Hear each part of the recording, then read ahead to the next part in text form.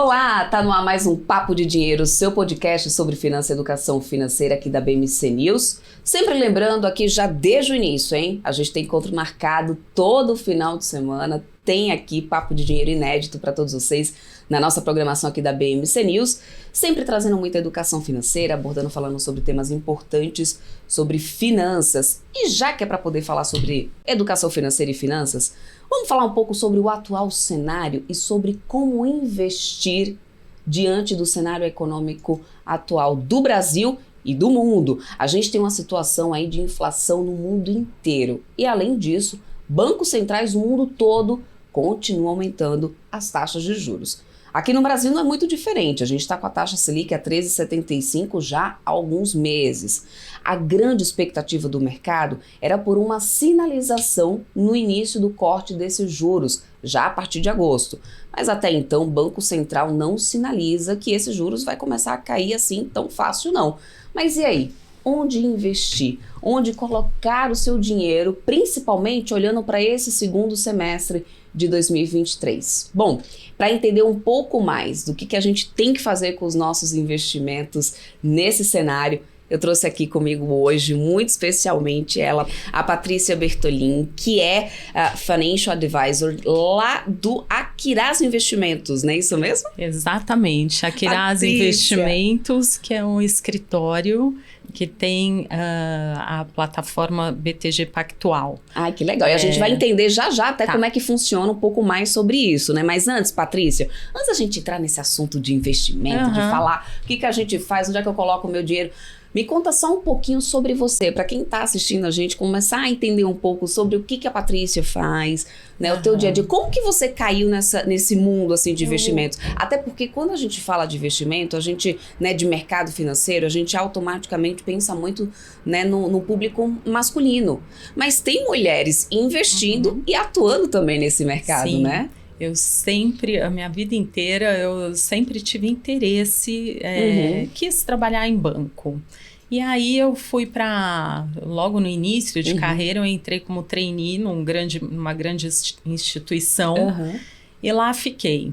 E passei por todas as áreas do banco e me identifiquei mais com private banking, que é justamente atender um cliente, entender um pouco as expectativas, o que ele realmente quer alcançar aí no longo prazo e como é que a gente vai fazer para chegar lá. Então, sempre essa foi o meu cuidado, o meu dia a dia. E perante, assim, a gente olha diversas variáveis. Então, olhar um cliente, cada um com o seu perfil de investimento. Então, claro, tem um cenário aí traçado para a gente olhar para o segundo semestre, mas o quanto cada um alocaria em determinado mercado, em determinado ativo. Isso é o que realmente faz. É o que vai fazer o meu papel. O quanto cada cliente precisa de liquidez. Então, esse é um papel de um advisor. Como é que ele vai montar a carteira de um cliente de maneira que ele fique confortável e o cliente tranquilo, sabendo de todos os riscos e os percentuais em cada classe de ativos. Porque não existe receita de bolo, né, Não. Patrícia? Eu até costumo muito falar isso, porque eu lembro até que aqui no Papo de Dinheiro a gente já abordou, inclusive, assim, um tema sobre carteira de investimentos, porque a gente às vezes vê muitas instituições, sempre, né, mensalmente divulga ali a carteira do BTG, a carteira do Safra, a carteira do... E aí as pessoas que estão começando nesse mercado, estão começando a investir, né, estão começando a partir de agora, olha que assim, nossa, tem ali a ação tal na carteira do banco tal, vou comprar aquela ação porque tem naquela carteira. Mas esquece, exatamente, esquece de ver o time, esquece de entender se aquilo é para o seu perfil de investidor, esquece de entender também a montagem daquela carteira, porque cada papel vai ter uma ação, qual o fundamento, qual a porcentagem. Se é para segurar, exatamente. Qual é o tipo de atitude que ele vai tomar. Então aí eu acho que já é um ponto importantíssimo para se manter cautela. Mas já falando em cautela e trazendo um pouco aqui desse nosso papo, né, de hoje, esse cenário de juros altos lá atrás ainda, né, retomou e muito forte o investimento em renda fixa, que não há muito tempo, né, lembrando ali quando os juros estavam na casa dos 2%, eu lembro assim de muitos, não, investimento, renda fixa estava morta, morreu, né, ninguém queria mais saber. 2%, né, exatamente. Era melhor até ficar com o dinheiro em casa ou na poupança. Exatamente, ouvimos muita coisa assim. E aí vem o Banco Central atuando para controlar a inflação, vai aumentando os juros, chegamos a 13,75%. A renda fixa veio com força, inclusive atraindo muito investidor estrangeiro, porém... Sempre foi o grande apetite, né? Os investidores estrangeiros sempre olharam a taxa de juros brasileira e que ficou... Se você pega um histórico, ela geralmente foi alta. Exato. Sempre teve um prêmio de risco muito grande. Alto. Então, isso sempre atraiu capital estrangeiro. Pois é. Só que nesse cenário é importante, assim, nesse momento que a gente se encontra, né? Fechando o primeiro semestre de 2023, partindo para o segundo semestre de 2023, também já está começando uma grande expectativa no mercado para o início da redução dessa taxa. Então aí o pessoal já está começando a olhar para a renda variável, a Deus, né? Que é o que estimula a economia. Pois então, mas tá chegando e aí? num momento bacana. Exatamente, de estar olhando outros cenários. Então, muitas pessoas, alguns investidores com apetite maior a risco, nós já estamos posicionando a carteira há algum tempo, já começamos em renda variável. Claro, renda variável, a gente não precisa comprar ação e não fazer nenhuma proteção diante daquela ação. A ação pode oscilar, mas ok, porque se ela cai, você está protegido. Então, nós montamos estruturas para determinados tipos de perfis, ou para quem ainda está inseguro para entrar, para justamente não correr o risco direto da ação. Então, ele pode, se cair, tá 100% protegido, e se subir, a gente pode até dobrar o ganho. Então, dependendo do papel, do que ele tá demonstrando aí no mercado, a gente olha fundamento, gráfico e tudo mais, a gente monta estruturas para que a pessoa não compre e fique lá buy and hold. Entendeu? Mas, Patrícia, nesse cenário que a gente tem agora, você já tem ouvido muito dos clientes dizendo assim, não, Patrícia, olha, agora eu não quero mais saber de renda fixa, ou ainda não é o momento de abandonar a renda fixa? Renda fixa ainda tem sido a base do investidor. Ainda tem muita gente com papéis, com taxas aí muito boas em renda fixa. Por quê? Porque pegaram uma pré muito alta, ou então porque pegaram uma NTNB, num vértice, por exemplo, 2060, NTNB, só para explicar, é um título público que tem como indexador o IPCA+. Então, um cliente que comprou uma NTNB há 2 meses atrás, comprou com uma taxa pré, essa taxa que já está pré-fixada, então IPCA mais 6,15, ou volumes, mais ou menos essa taxa de IPCA mais 6,15. Hoje, o mercado está negociando essa mesma NTNB, a IPCA mais 5,40,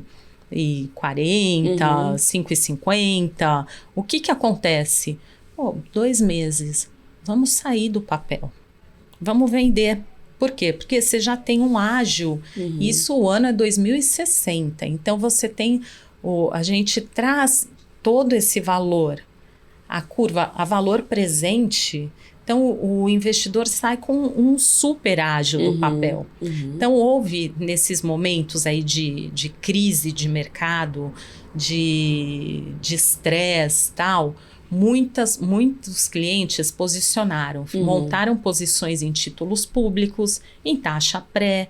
Às vezes não tem tanta liquidez como um título público, um CDB, mas a gente consegue sair no mercado secundário. Então, a taxa pré acabou caindo e vai continuar com essa tendência aí de queda, porque se a gente olha a curva do DI futuro, ela já demonstra aí um gráfico cada vez mais... demonstra maior queda aí no longo prazo. Então, é interessante estar posicionado numa renda fixa, numa NTNB ainda? Por quê? Porque ainda existem vértices que demonstram prêmio, tem gordura. Por exemplo, a 35. Você consegue comprar com maior gordura ainda na curva. Então, o que eu quero dizer? Que a tendência daqui a alguns meses é cair. E aí você pode desfazer do papel. Você não precisa não necessariamente esperar até 2035 para desfazer o do papel. Se a gente olhar um pouco, aí você falou um pouco aí sobre NTNB, tá, né, sempre atrelado ali a um pré-fixado, corrigido ali pelo IPCA+. Eu lembro que, bom, nos últimos boletins focos, a gente tem visto uma revisão do PIB, né, vindo cada vez mais alto, né? Alto, exatamente, a expectativa de crescimento maior para o país e muito baseado no agronegócio. Nessa situação, uma LCA ainda também, continua no radar do investidor? Sem dúvida. Como que vocês têm trabalhado nisso, assim, olhando para esse PIB, essa expectativa de que a gente tem um agronegócio muito forte no Brasil? Dá para aproveitar um rendimento ali de renda fixa em cima disso? Como você tem falado sobre isso, Patrícia? Existem, vamos dividir assim a renda fixa em alguns blocos. Por exemplo, existem alguns títulos, alguns papéis de renda fixa que você, além de tudo, tem a garantia do FGC. Porque não adianta só olhar retorno e não olhar o risco do negócio.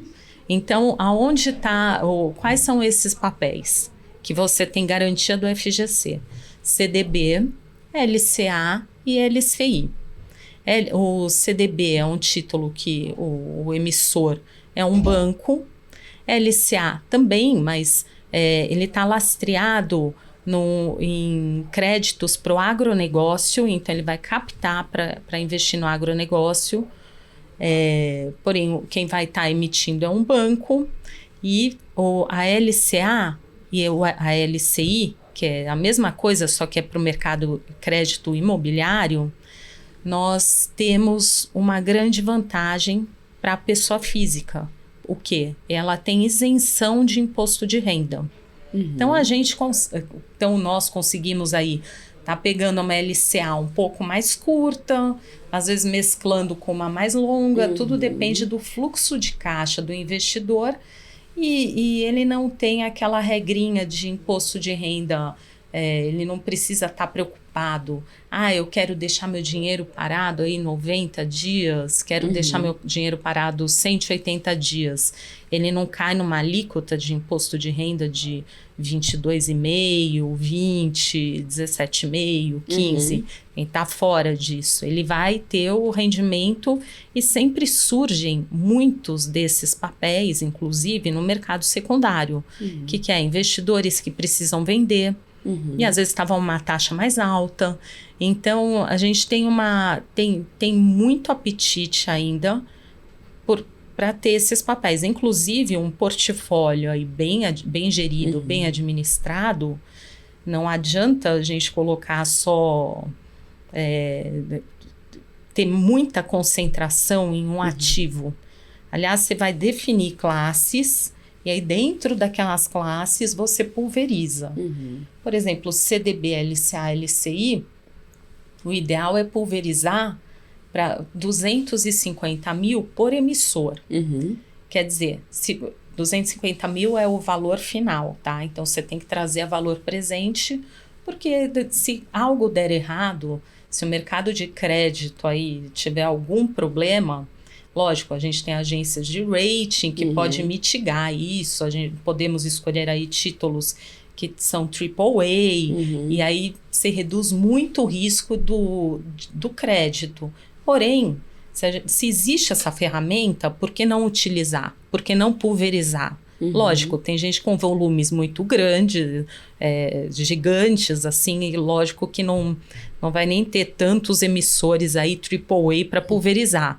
Mas, nesse caso, a gente costuma escolher os melhores para não ter problema já. Acaba investindo mais, mas em bancos, que a probabilidade de acontecer alguma coisa é praticamente zero.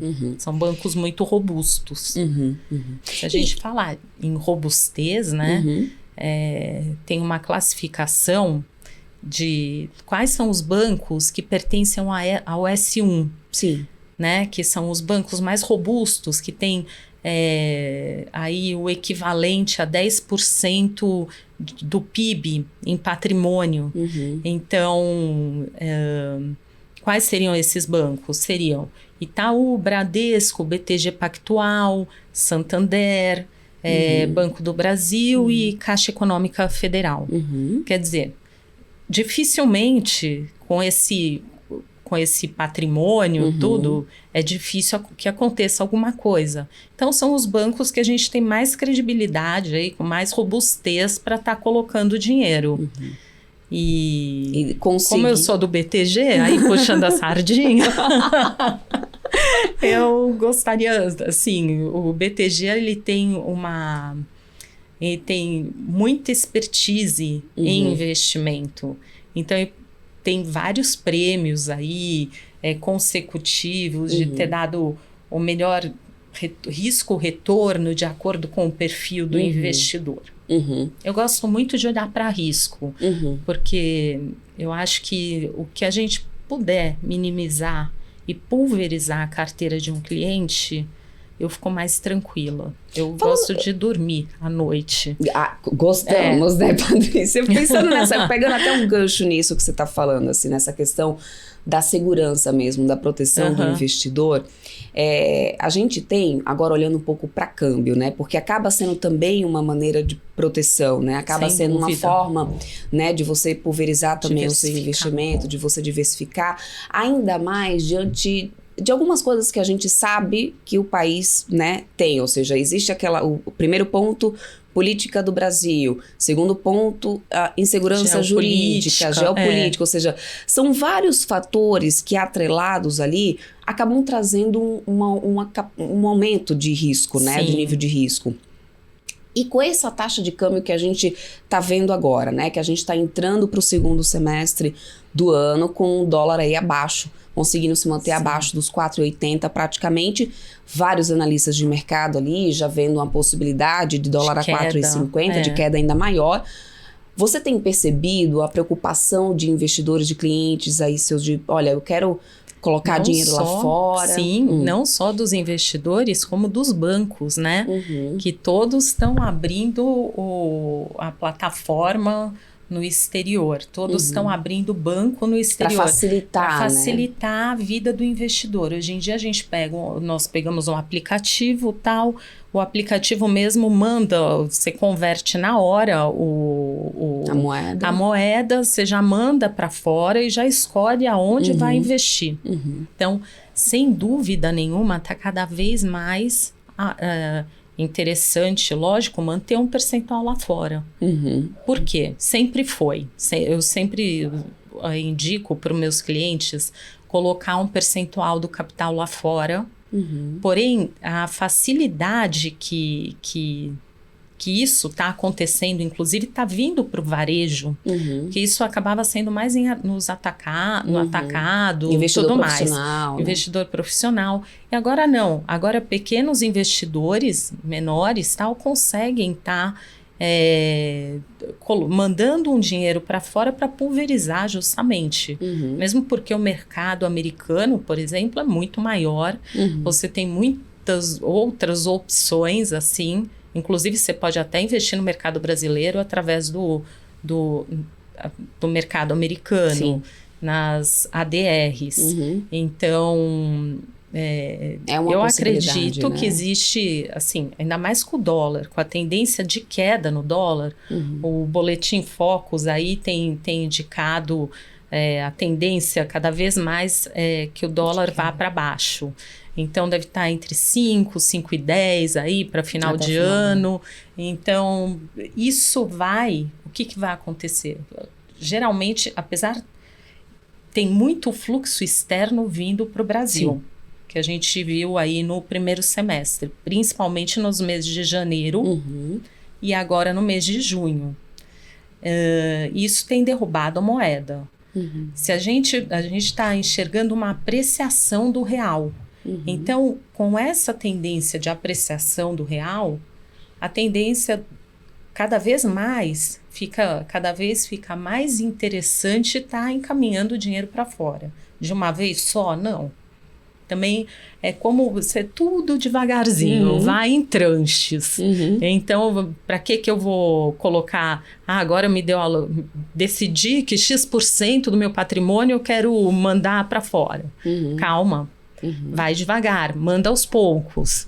Por quê? Porque você faz uma taxa média. O dólar, o câmbio, é uma das moedas mais difíceis de prever.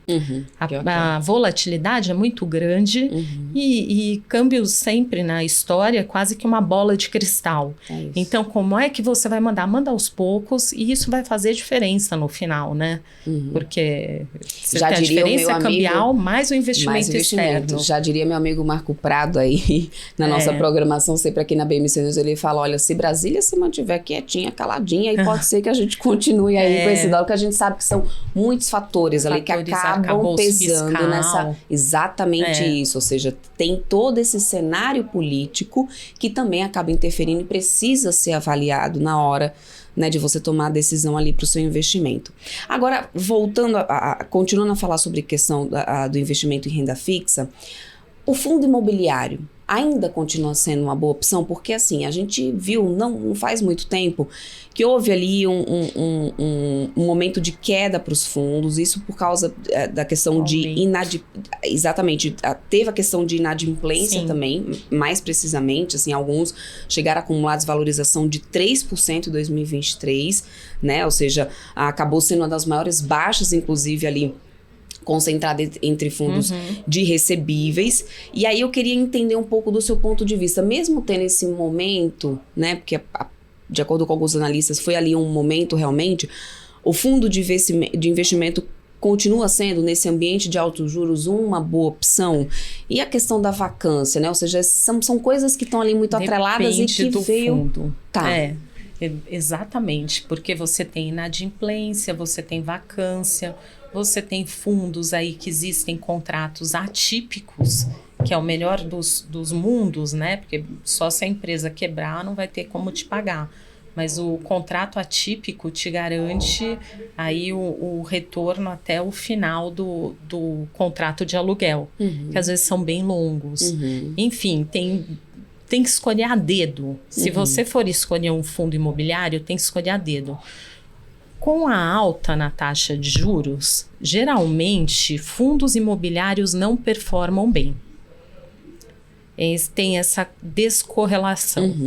Então, o que eu indico? Para uma pessoa, eu vou olhar um investidor que não tem imóveis físicos na carteira, ou que tenha imóveis físicos, porém... esses imóveis que geram uma renda de aluguel, talvez eles sentiram aí que não está sendo tão competitivo, tal, está dando muita dor de cabeça. Às vezes eles preferem... Você precisa olhar o portfólio. Você já tem real estate no portfólio?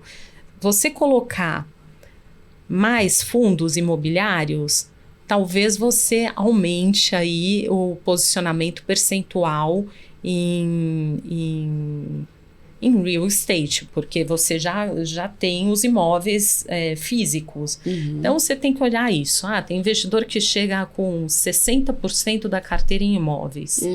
Para que eu vou indicar mais fundo imobiliário? Sim. Tem investidor que não tem imóveis. Ou então, esses que chegou com 60% falam, não aguento mais, porque só me dá dor de cabeça.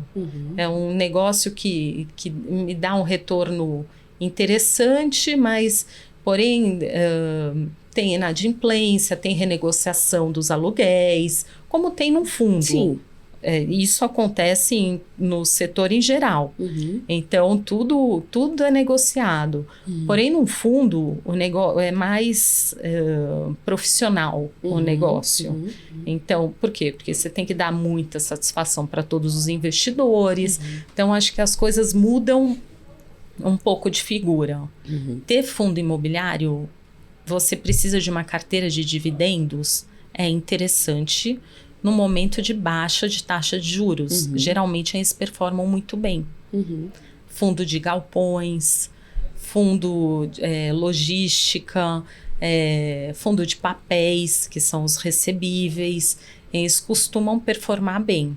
Agora, no momento de alta de taxa de juros, que aumenta a inadimplência, diminui o poder de negociação, tal, o que acontece? O fundo imobiliário acaba perdendo muito valor. Às vezes pagou dividendos, que você tem que levar em conta, né? O que foi pago no dia a dia. Vantagem, não existe imposto no dividendos, sobre os dividendos. Na pessoa física, se você tiver imóveis, se não tiver embaixo do guarda-chuva de uma pessoa jurídica, você tem um imposto um pouco maior. Nos aluguéis. Então, tudo isso tem que ser levado em consideração. Mas eu acho que dá para investir em fundos imobiliários, sim, olhando já esse cenário de baixa, de queda, de baixa na taxa de juros. Mas assim, escolher a dedo. Tem um portfólio, no escritório a gente tem uma pessoa que só olha fundo imobiliário, tem outra que só olha renda variável, outro só renda fixa e fica só na curva lá para ver o que está melhor no momento. Então, por isso que é importante ter um advisor para que ele vá atrás dos seus objetivos. Ele tem que entender o seu perfil para que vá atrás dos seus objetivos e aí dentro de cada área escolher o melhor. Ali, conforme sua necessidade, né, de liquidez e tudo mais. Então, fundo imobiliário é bom? Porém, cautela, não é qualquer um. Shoppings, fundo de shoppings, dependendo da região, ainda continua muito aquecido. É um e cada vez mais, bom, né? A gente tem visto aí os shoppings super movimentados, aliás, Exatamente. Né? Uma pausa aqui no nosso papo. Patrícia, você toma uma água, a gente vai para um rápido intervalo comercial, mas você continua aí. Na volta, a gente vai continuar falando um pouco mais sobre oportunidades de investimento para esse segundo semestre de 2023, de olho no atual cenário brasileiro econômico. Então, não sai daí que a gente volta já.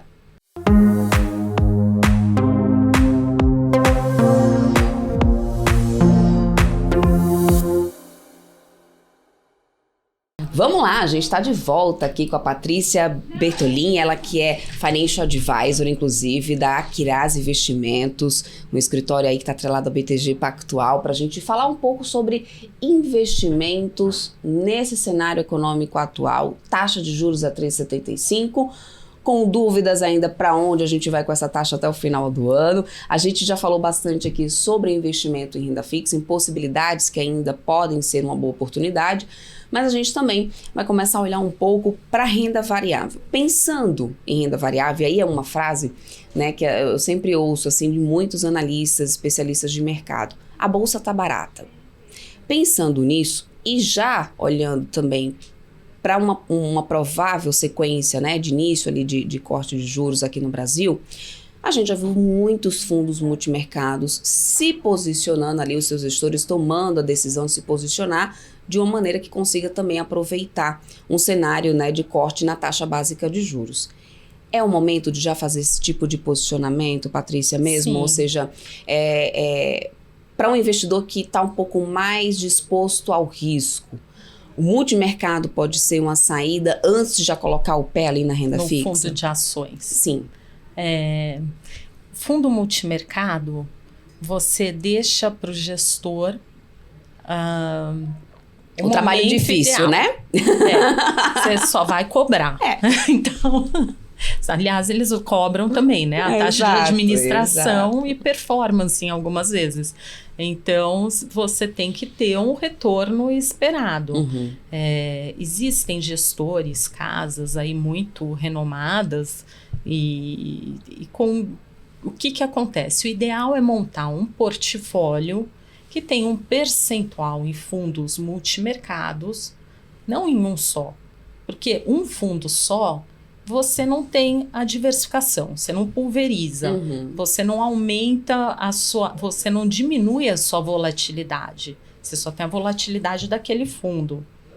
E procurar entender, que esse também é nosso trabalho, qual gestor tem a cabeça oposta ou um pouco divergente de outros gestores, para não estar agregando na mesma coisa. Porque às vezes você acha que está pulverizando, diversificando, mas os gestores estão comprando as mesmas ações, claro, cada um com percentual, mas aí o grande, eu acho que o tempero, o negócio, o ideal é estar pegando gestores que pensam e investem em mercados talvez diferentes. Então, em setores diferentes, para você não concentrar a carteira. Não concentrando, automaticamente você diminui a volatilidade, diminui o desvio padrão, então você tem uma carteira mais com menos risco, que pode te entregar mais, desde que esteja pulverizada. E nem sempre o grande negócio é quando algum perde, o outro ganha, mas aí, o ideal é que você ganhe mais que perca. Lógico. Então, não tem exatamente uma receita de bolo para isso. Porém, o que a gente procura? Quais são os fundos mais descorrelacionados no mercado? Então, existe um trabalho, um histórico, e aí a gente traça o gráfico das correlações e, em cima disso, a gente pega e faz as sugestões. Existem fundos aí quantitativos, existem fundos quantitativos, quer dizer, simplesmente é um robô que é sem emoção. Você tira aí a parte da emoção humana e você monta diversos cenários, estratégias, para que quando isso aconteça, ele mesmo vai estar posicionando. Então, esse é um tipo de fundo que costuma se descorrelacionar com todos os outros. Então, é importante ter um quant na carteira. Às vezes, um gestor mais agressivo ou vai e compra ação direto, ou monta estrutura na mesa de renda variável, ou compra direto os fundos de ações direcionais. Porque existem várias classificações, vários tipos de fundos de ações também. Tem o long bias, então você pode estar comprado e vendido em determinado setor, no mesmo setor, inclusive, só que você vai apostar na ação que que tiver mais probabilidade de retorno. Tem long short, quer dizer, isso daí é um long short. Tem fundo long only, quer dizer que você compra a ação e fica, não tem você aposta na ação, você tem análise fundamentalista e tal, você vê gráfico, vê todos os fatores de volume, de negociação, porque às vezes contra fluxo não há argumento, né? Então, às vezes você pode olhar tudo, mas o fluxo de mercado não foi bem aquele. Então, o gestor tem a obrigação, porque ele tem a expertise, ele só olha para isso, ele fica o dia inteiro olhando o mercado, então ele tem que saber volume, as melhores negociações, melhor momento de entrada. Lógico, é ser humano, não vai acertar sempre. Mas existem fundos muito interessantes que valem a pena tá apostando. Agora, pensando exclusivamente na renda, na renda variável.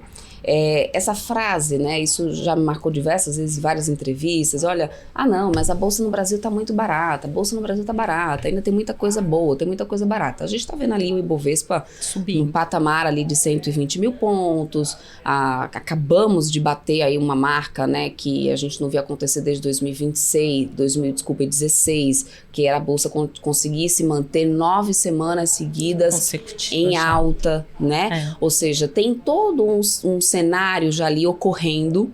E aí a questão teve muita gente ali para trás que fala assim, não, vai cair tudo, não. E aí não conseguiu pegar essa onda que a gente está vendo.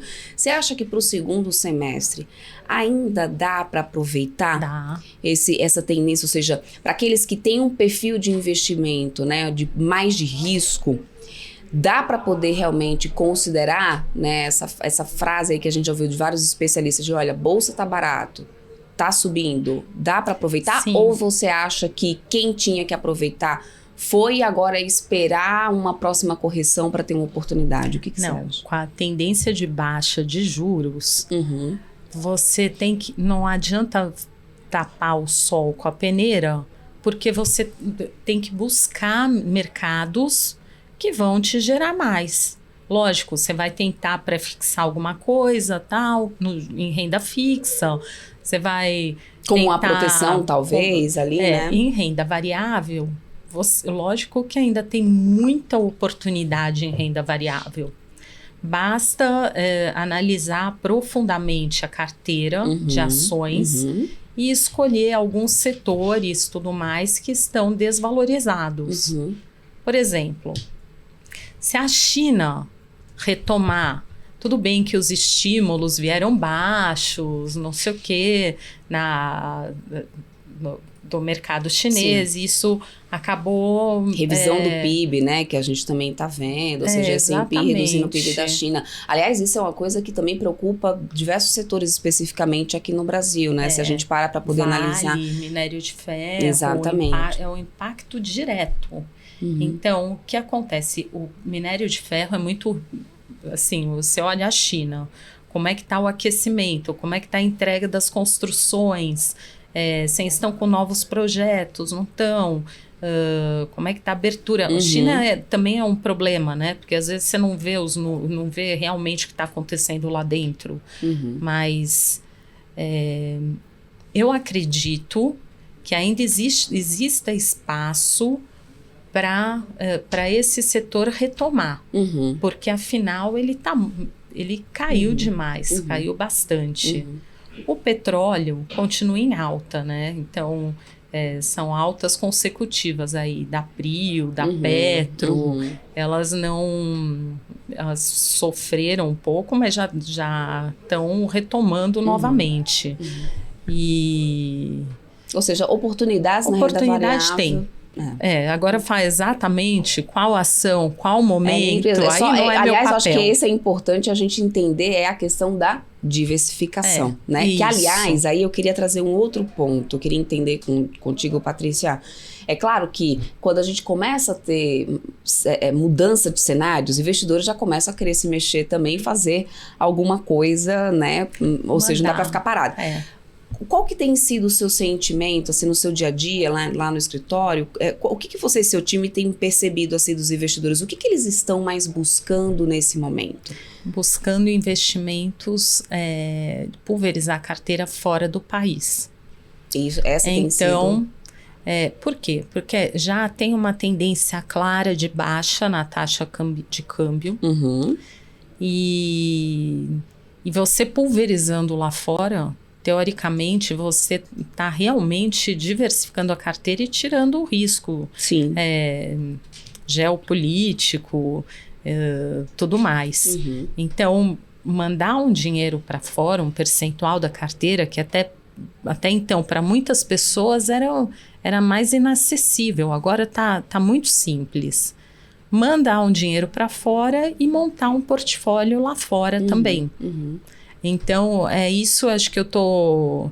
É o grande tendência de mercado. Tanto é que todos os bancos já estão se mexendo para acomodar o patrimônio dos investidores que vão pulverizar Trazendo ferramentas para facilitar isso, fazendo, né? Exatamente, montando todas as ferramentas para ajudar aí em todos os setores. E aqui, às vezes, de um celular, você vai poder escolher lá fora o que você quiser numa plataforma. E é claro, sempre tendo, eu acho que aí é o recado final que a gente pode, né, levantar e trazer aqui para os investidores, principalmente para quem está começando. A gente tem um número cada vez mais crescente, né, de CPFs na bolsa, a gente sabe muito bem disso. A BMC está aqui tentando trazer esse papel, né, de abordar um pouco essa questão da educação financeira, de sempre estar informando ali de uma forma mais isenta possível, né, trazendo cenários aí para os investidores, mas de nada adianta se você não tiver realmente um profissional por trás que, né, que saiba, ou seja, lembrando, não existe receita de bolo, tem muito golpe por aí, nada cai do céu e por isso é importante ter algum profissional que realmente entenda de analisar o perfil e de montar ali uma carteira estratégica, um portfólio estratégico, né, Patrícia? No nosso caso, o mercado dos advisors, simplesmente é o aconselhamento. Então, nós sentamos, nós montamos uma carteira devido à necessidade do cliente, nós escolhemos os melhores títulos. Então, talvez para uma pessoa, um médico, qualquer outro profissional que não esteja aí acompanhando o mercado full time, não tem essa oportunidade de estar escolhendo as melhores opções. Então, esse é o nosso papel. O custo disso é zero. Então, por que não procurar um advisor? É muito simples. Você procura, você monta a sua carteira, você mostra, fica confortável com aquele tipo de investimento, entende, porque um advisor está lá para te ensinar também como funciona o mercado, como funciona cada tipo de investimento, aonde está o risco, quais são as alocações. Então, tudo é minuciosamente explicado. Explicado para não ter problema. E pensado para ver a melhor solução. E aí acho que a pessoa fica sossegada, estimula, gosta do mercado financeiro e começa a investir mais. Aí você tem N opções, né? Porque você pode fazer um seguro de vida, um whole life. Não sei se você conhece, mas é interessante, porque se você for pensar num planejamento sucessório, esse tipo de investimento acaba sendo muito agregador. Então, a gente não olha ele hoje, assim, o cliente hoje. Vamos olhar, assim, os seus sucessores. Como é que eles vão herdar? Qual o melhor tipo de estrutura que a gente pode montar?